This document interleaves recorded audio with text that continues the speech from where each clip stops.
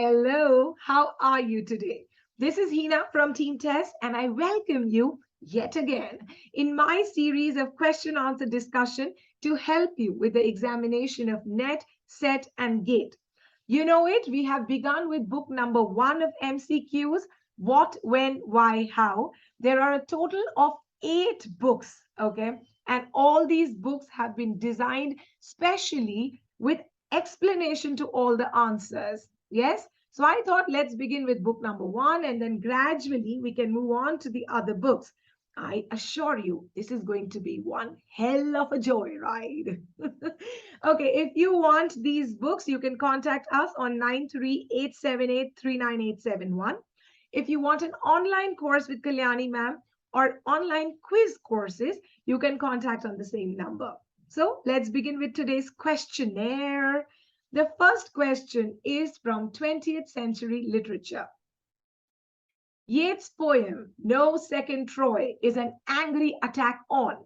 Your options are A. Britain, B. Irish politics, C. John McBride, or D. Maud Gonne. No Second Troy, a poem by William Butler Yeats. The answer is D. Maud Gonne. Well, you know it, Yeats was an Irish poet, born 1865 to 1939. He was a committed representative of Ireland, Irish people, Irish Revolution, and he was awarded Nobel Prize in Literature in the year 1923. Now, No Second Troy is addressed to Yeats' lady love, his crush, Maud Gonne, who rejected him and actually married a politician named John McBride, who was also in the options. This is a very small poem, hardly 12 lines. So I thought, why not? Let's have a little summary of it. I will read it and we will learn a little bit about No Second Troy by William Butler Yeats. Why should I blame her that she filled my days with misery, or that she would of late have taught to ignorant men most violent ways, or hurled the little streets upon the great, had they but courage equal to desire? Now, what is Yeats saying here? I should not blame Maud that she has filled my days with misery and sadness. I should not blame her that she is teaching the innocent Irish people violence against the British Empire for their freedom. Now, actually, this is an ironic statement because believe me, Yeats is blaming Maud for this. Yeats is blaming Maud that she has given him days of misery. He is blaming her that she is teaching violence to the Irish people. Okay, can we move on ahead? What could have made her peaceful with a mind that nobleness made simple as a fire, with beauty like a tightened bow, a kind that is not natural in an age like this, being high and solitary and most stern? Why? What could she have done, being what she is? Was there another Troy for her to burn? Next lines. The poet says that Maud does not belong to this age. She's actually of the old age with her pride, solitude, strictness, and her beauty as powerful as a bow, tightened, ready to hit the target. With all this, definitely Maud is not of this age. But what does she think? Is Ireland Troy, the ancient city of Greece, which was burnt down because of Helen, the most beautiful woman then? Does she think that Ireland will also burn down because of her? No, that is not going to happen, Maud. This is what Yeats says. He says, No second Troy is coming. Ireland will not burn. I will not burn because of you. Oh God. This poem actually expresses anger, satire, irony, rhetoric questions, everything. It combines Yeats' personal as well as political concerns. You got it? Yes, you did. This takes us to question number 2. This is from Figures of Speech. Tasting of Flora and the Country Green is an example of. Your options are A. Epithet, B. Synecdoche, C. Symbolism, or D. Synesthesia.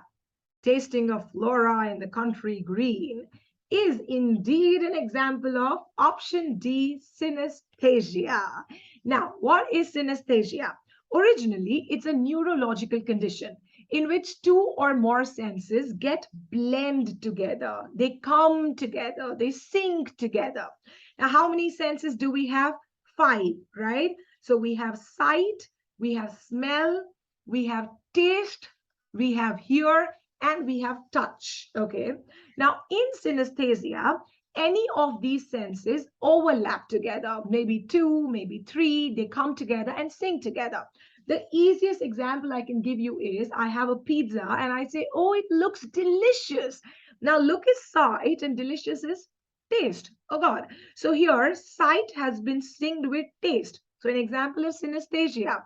For your ease, I have actually given few examples of synesthesia from literature. Let's read them. It will be fun. First, with blue, uncertain, stumbling buzz. This line is from Emily Dickinson's poem, I heard a fly buzz when I died. In this line, can you see the color blue is actually describing sound, buzz sound, okay? Second, from what I have tasted of desire. This is Robert Frost's poem, Fire and Ice.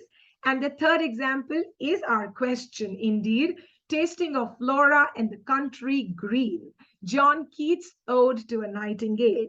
Taste is taste and green is color. So here taste is syncing with, synchronizing, blending with color, with sight. You got it? Yes, you did.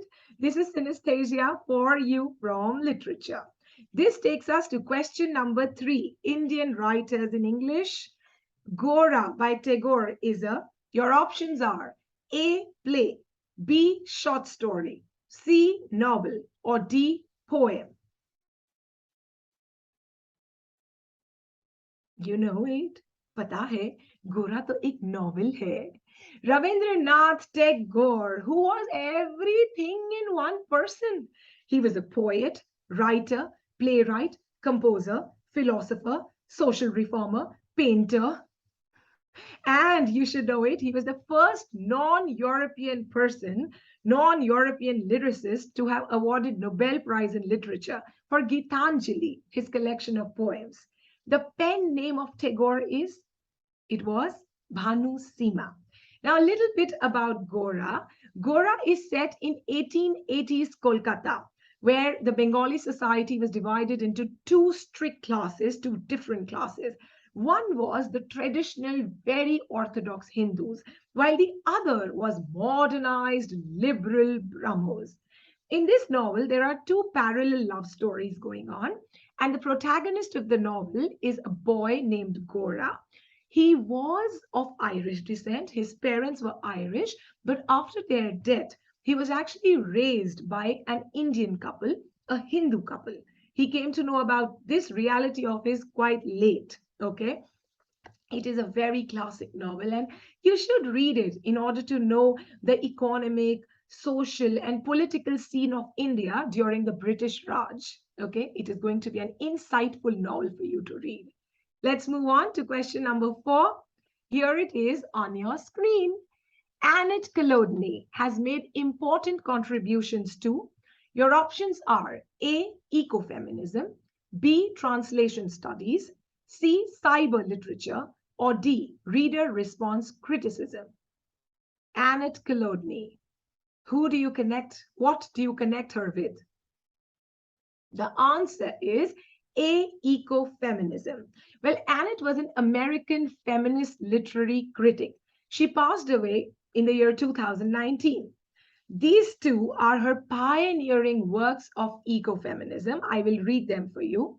The Lay of the Land, Metaphor as Experience and History in American Life and Letters, published in 1975. And the second work is The Land Before Her, Fantasy and Experience of the American Frontiers, 1630 to 1860, published in the year 1984. Now, this is what I told you about Annette, but you should know what is ecofeminism. The term ecofeminism was first coined by a French writer, Françoise de Beaune, Okay, but what is ecofeminism? It concentrates on how nature and women both are subjected to a male centered patriarchal society. Okay, you remember eco criticism, where humans treat nature as secondary, they exploit nature. Just take it this way now, ecofeminism, where man is treating the same to nature as well as females. You got it? So, ecofeminism is actually a subgenre of feminism that explores the relationship between subjugation of women and destruction of nature. Okay? So it is a feminist perspective which calls for a collaborative society. It calls for no one dominant group in the society. Right? Easy? Ecofeminism easy? Yes. And now we are going to the last question of the day. Dash is the expansion of the abbreviation MLA. Your options are A. Modern Literary Analysis, B. Modern Literature Association, C. Modern Language Association, or D. Mainstream Literature Analysts. The full form of MLA in literature is not in politics, okay? Well, the answer is C, Modern Language Association. Now, Modern Language Association of America was founded in 1883. It is a it's a professional association, it's a professional association for scholars of literature and language, and it strengthens the teaching and studies of literature and language both. Now, the documentation style, which has been developed by MLA, has been widely accepted in research across the world. What is MLA style? Basically, आप जानते हैं ना, हर चीज की formatting होती है. For example, letter writing is a format. Paragraph follows a format. Similarly, for guidelines for formatting manuscripts or citing research in writing, there is a format which has been given by MLA. Here is the name of the book. The MLA Handbook for Writers of Research Papers is an academic style guide based on the MLA style manual, which was first published in 1985.